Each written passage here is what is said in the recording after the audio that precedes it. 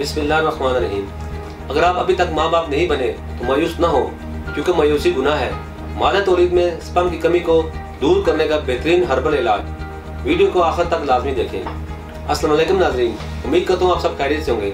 नाज़रीन, आज मर्दाना बांझपन के बारे में बात करूँगा। मर्दाना बांझपन क्या है, इसके अलामात, वजूहात और हर्बल तरीका इलाज क्या है। सबसे पहले ये जानना जरूरी है कि बांझपन क्या होता है। बांझपन के लिए अंग्रेजी में स्टेरिलिटी और अरबी में अकीम या अकर का लफ्ज़ बोला जाता है। अगर 1 साल तक मियाँ बीवी दुरुस्त हुकूक ज़ौजियत अदा करने के बाद भी औलाद पैदा ना कर सके तो इसे बांझपन कहा जाता है। हमारे माशरे में ये गलत तस्वर पाया जाता है कि बांझपन सिर्फ औरतों का मर्ज है, पर हकीकत में ऐसा नहीं है। बांझपन मर्दों और औरतों दोनों में पाया जाता है। बांझपन 2 किस्म का हो सकता है, प्राइमरी फर्टिलिटी और सेकेंडरी फर्टिलिटी। प्राइमरी फर्टिलिटी में वो शादीशुदा जोड़े आते हैं जो अभी तक औलाद जैसी नेमत से महरूम हो, यानी जिनके यहाँ कोई औलाद ना हुई हो। सेकेंडरी फर्टिलिटी, इस किस्म में वो शादीशुदा जोड़े आते हैं जिनके यहाँ एक औलाद हो लेकिन वो मजीद औलाद पैदा ना कर पा रहे हो। बांझपन की सबसे अहम वजह इंसानी स्पर्म है। स्पर्म की 3 किस्म की बीमारियां हैं, ओलिगोस्पर्मिया, एज़ोस्पर्मिया और नेक्रोस्पर्मिया। ओलिगोस्पर्मिया मर्दाना बांझपन की एक वजह मादा तौलीद में स्पर्म की तादाद का कम होना। स्पर्म की मुनासिब तादाद 200 मिलियन से 600 मिलियन होती है।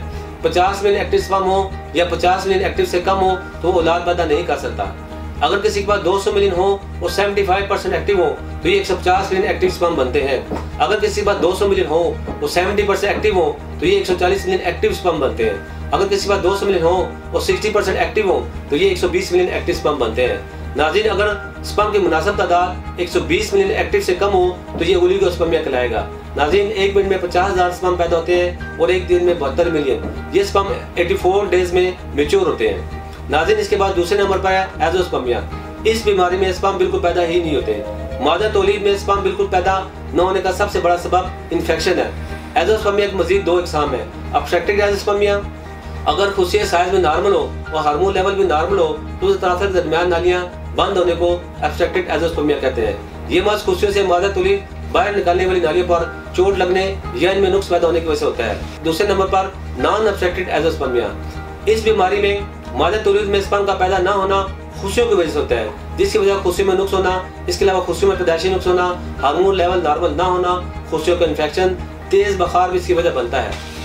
नेक्रोस्पर्मिया। नेक्रोस्पर्मिया बांझपन की ऐसी किस्म है जिसमें मादा तौलीद में स्पर्म मौजूद होते हैं लेकिन वो जिंदा नहीं होते। इसके अलावा खुशियों की बीमारियों में स्पर्म प्रोड्यूस करने में हाइल होती है, जिससे बांझपन होता है। खुशियों की 2 किस्म की बीमारियां हैं, वेरिकोसील और हाइड्रोसील। हाइड्रोसील इस बीमारी में खुशियों के ऊपर गोश्त बढ़ जाता है। वेरिकोसील खुशियों की इस बीमारी में खुशियों के साथ नालियां फूल जाती हैं। नाज़रीन, मर्दाना बांझपन की इन तमाम बीमारियों उनकी वजूहात को मद्देनजर रखते हुए तासीर दोहाना एंड तासीर herbal pharma private limited research के शोबे रिसर्च की क्वालिफाइड हुक्मा, डॉक्टर्स, लेडी डॉक्टर्स, फार्मासिस्ट और साइंटिस्ट ने मुख्तलिफ किस्म की कीमती जड़ी बूटियों पर मुकम्मल तहकीक और रिसर्च के बाद मर्दाना बांझपन के मुकम्मल खात्मे के लिए एक बेहतरीन नतायज का अमल फार्मूला मुतारफ कराया है। इस फार्मूले को तासीर एक्रोबैन स्पर्म ग्रो रिकमेंडेड कोर्स का नाम दिया गया है। इस कोर्स में शामिल कीमती अज़ा मादा तौलीद को बढ़ाकर स्पर्म को औलाद के काबिल बनाता है। इसके इस्तेमाल से हर तरह का इन्फेक्शन खत्म हो जाता है। ये मर्दों के जुस्म हयात में होने वाली तब्दीलियों के अफजाइशी हार्मोन HGH के स्पर्म की सतह में इजाफा करता है। इसके इस्तेमाल से ओलिगोस्पर्मिया, एज़ोस्पर्मिया और नेक्रोस्पर्मिया जैसी बीमारी से मुकम्मल तौर पर निजात मिल जाती है। ये कोर्स न सिर्फ मादा तौलीद को बढ़ाने बल्कि इसे गाढ़ा करने में भी मुअस्सर है।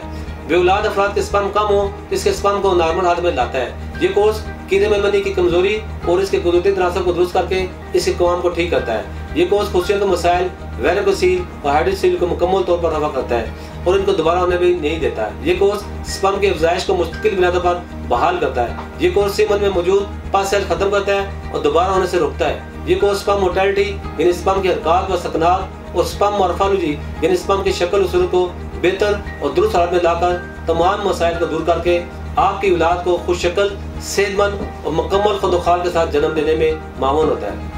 नाज़रीन, अगर आप भी औलाद की नेमत से महरूम हैं तो मायूस ना हो, क्योंकि मायूसी गुनाह है। इस कोर्स का इस्तेमाल कुदरती तरीके से स्पर्म की पैदाइश में इजाफा करता है। इससे अपनी सदाबहार खुशियों को हमेशा कायम रखें और अपने आंगन को बच्चों की मुस्कुराहट से महकाएं। नाज़रीन, इसके मतलब मज़ीद मालूमात और रहनुमाई के लिए हमारे दिए गए नंबर पर रब्ता करें। हमारे YouTube चैनल तासीर दोहाना ऑफिशियल विजिट करें। अगले प्रोग्राम में एक नए मौजूद के साथ दोबारा हाजिर होऊंगा।